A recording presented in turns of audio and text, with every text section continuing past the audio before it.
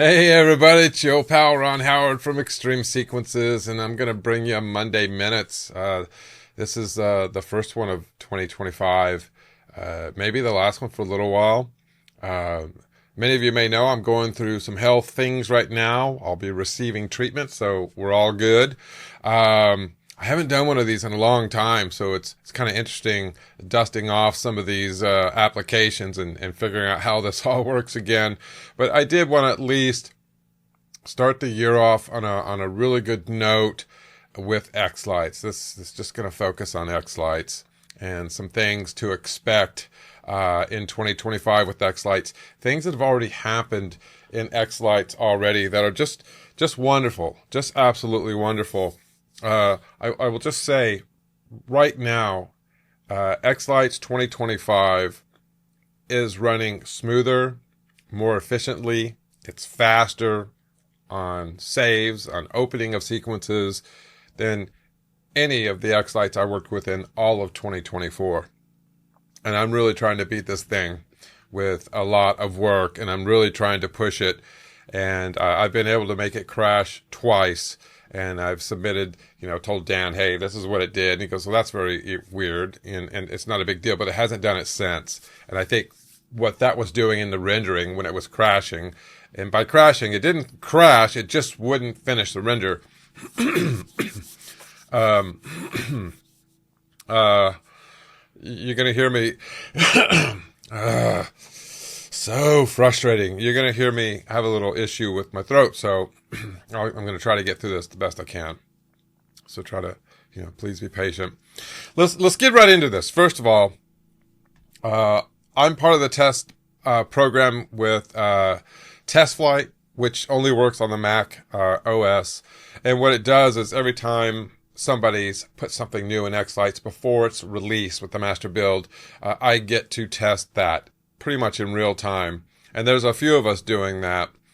And hopefully a lot more will join if you have a Mac.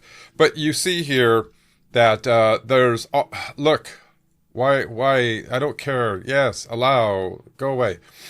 You'll see here all this information, things that are happening. This is the latest release, but things that are happening, I'll see in TestFlight are things that will happen after the release. But this is what you can expect.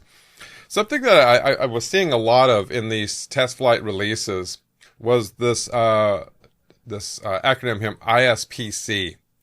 And I was able to Google it and find out that this is a Intel Implicit SPMD program compiler. And Dan says, well, I don't know if that addresses your question. I said, no, how does it relate to xLights? And from what I can gather is for non-GPU rendering, the devs can use the SIMD compatibilities of modern CPUs, okay, central processing units, the brain of your computers, to do multiple pixels at once. So these are efficiency improvements by working with this. So they're going to be working on both performance with the SIMD through the ISPC to better integrate FPP and connection updates and things like that. So a lot of work is going into xLights right away, which is pretty cool. Also, I'm going to share just a couple cool things that you may or may not know about in xLights that you can take advantage of right now. And let me get to the first one. Let's talk about crosshairs. We know that we can control the center point using a crosshair to define the center point of any of your groups. And typically we focus on the whole house group. In this case, my center point, I would like to be the Rosa Grande. Now you can't see this in 3D. That's what I'm in. If you look down here in the bottom left, you will see that it's in a 3D mode. If I change that from 3D to 2D, scoop my house up, and then I click on my all pixels group, you'll see that we have the crosshairs. Now, that looks pretty centered to me. But it looks centered to me before I changed it. Now, why would I change it? Well, xLights, and we've been asking for this for quite a while. We've asked for the ability, how can we sort of get rid of this really chunky looking crosshair? And now you can. And all you have to do is go to Preferences. And in your preferences, you're going to see a new option under, let me go through here. That's the backup views. And then we have at the bottom of the views options, you'll see there's a brand new one called Group Center Crosshair Size. And the default is set to large, or maybe it's normal. I think it's always been large. But let me scoot this out of the way so you can see this in real time. So I'm going to change this back to large. Here's normal. And then here's small. And then here's my favorite, tiny. What I love about this is when you zoom in now, if you're like me and you really just want that last fade in or fade out to be at the center, now you have better control of that for your all pixels group or whole house group, whatever you may call it. Now you can really get in there. If you don't really care about that and you don't want to see it all, just put it to none and it will disappear. And then I'll put it back to tiny, and this is where I've been leaving it. I did go back and change my all pixels group, no mega tree, whatever was all pixel variations. I went back and fine-tuned those, so I suggest you do the same. Okay, great. Let's put you back in 3D. You're probably going to see some nice improvements in Visualize. You might see some color changes. There's a lot of work that's going into this. I'm not going to go into a lot of it. I can tell you the question that's been asked for a long time is, when are we ever going to be able to have better control of a native model with individual pixel starts? Because right now, if I tell us 4 strings, it's divisible by 4, 250, 250, 250, 250. That's it. And the way I had to change this, because I used 300, 400, 300, 400, or whatever it was to get to my 1,000, I had to use shadow models. So the devs are working. There's already some improvement with that, and they know they can improve it more. I think they're just waiting to get to that point where they can release it. So that's a pretty cool thing that I think everybody will benefit from. For those strange, bizarre, odd pixel counts for a matrix or a pixel pole, where, especially new folks wiring for the first year find themselves in a pickle when they realize suddenly, oh, I can't change that now, and they're forced to use a shadow model. A first year enthusiast, that's a big ask to learn how to use a shadow model. It's not overly complicated, but it's cumbersome. Okay. All right.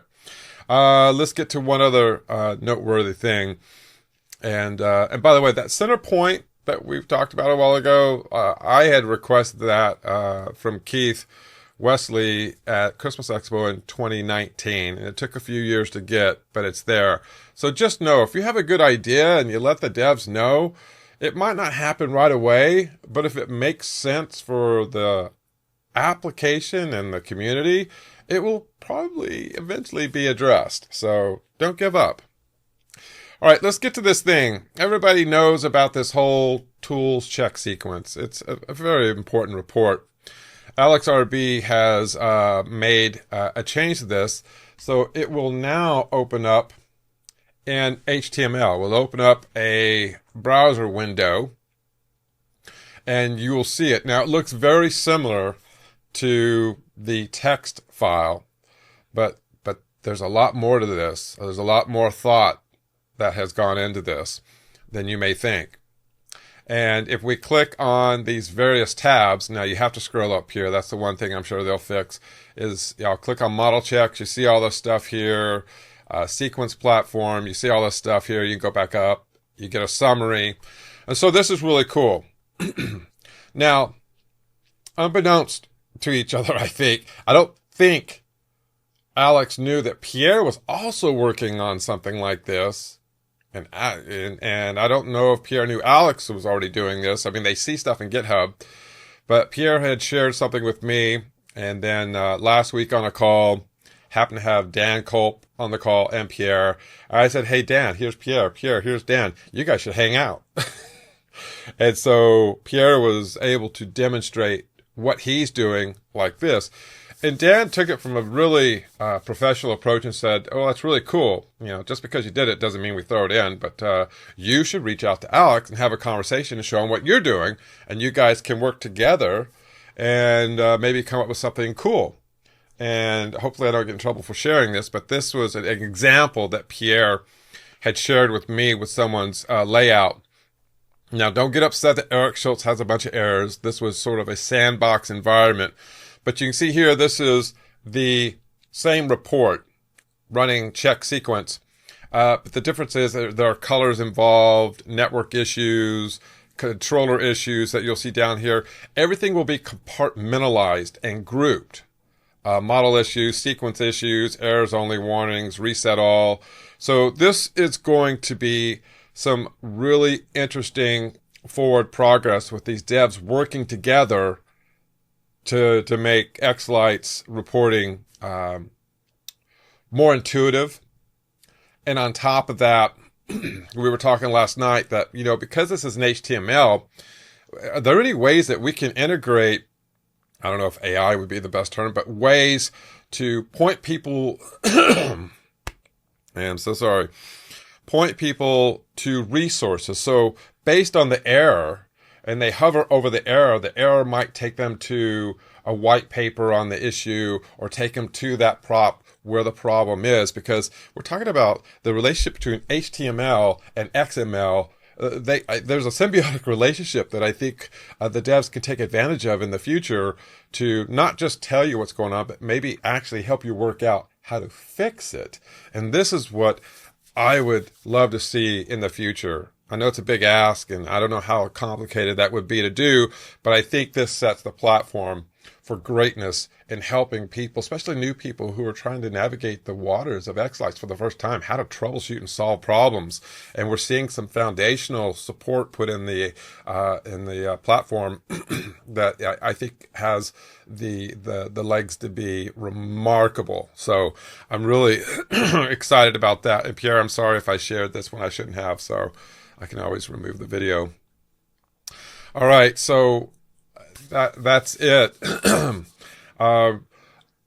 If I can make more videos as I go, I certainly will. I miss you guys a lot. And I truly want to thank all my friends and family for the support. You guys mean the world to me. You have no idea. And I'll be fine. So I continue to sequence and support where I can. You'll see me in the groups, but just know that February 3rd, I'm going to be starting some treatments, and it's going to get a little rocky for a couple months or so, but I am still teaching at Christmas Expo. If I'm feeling up to it, I will try to get to the Florida Mega Mini. I will not have the capacity to teach. I don't even know if I have the capacity to fly there, but I'd sure like to go out and say hello. So there is that. Let me know if there's a video you'd like me to try to make to help you folks out. Welcome to 2025. We're going to have a wonderful year. All right, you take care. I'm Ron. This has been Monday Minutes.